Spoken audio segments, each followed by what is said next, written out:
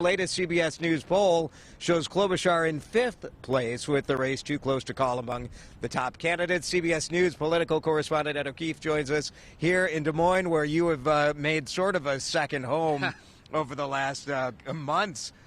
This is it. It comes down today. What are the key things you're watching for today? Well, we're watching first for turnout. Anything north of 240,000 participants in this state of 3 million is record turnout. And if there is a number north of that, it likely signals that someone like Bernie Sanders and maybe Pete Buttigieg of Indiana are going to have a good night, because they have made such direct, aggressive appeals to younger voters, to first-time caucus goers, maybe even independents or Republicans in the case of the mayor, who are willing to switch their party affiliation tonight and participate.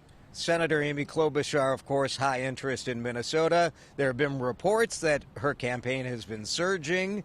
You never know what exactly that'll mean until 7 o'clock tonight. Absolutely. Expect anything. That's sort of the rule of politics now in this newer age. And she certainly has, over the last several weeks, seen an uptick. She's heading in the right direction. You want to be surging closer to today, not last month, not 2 months ago. Our viewers are familiar with the caucus process, most of them anyway, because we used to do that in Minnesota.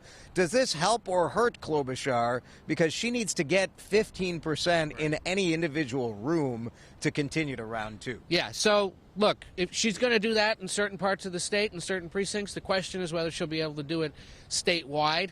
We've met a lot of voters over the last several weeks who are either Klobuchar or Biden supporters.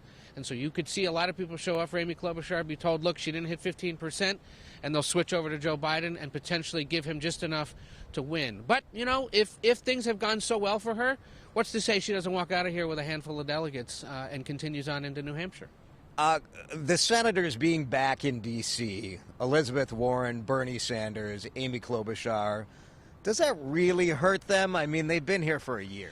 It doesn't, if you believe the polling we've done here in the state, and I certainly do. We asked this in our most recent poll about a week ago. Does it matter that they're not going to be here?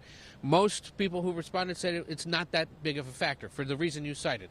They've been here. They've built an operation. At this point, it should be gliding to caucus day, in their views, hopefully resulting in a win. I talked to one voter yesterday, and I know you've had the same experience, where this Democratic voter said, look, we get it. Iowa is a small state. We're whiter than the rest of the Democratic Party. We're older.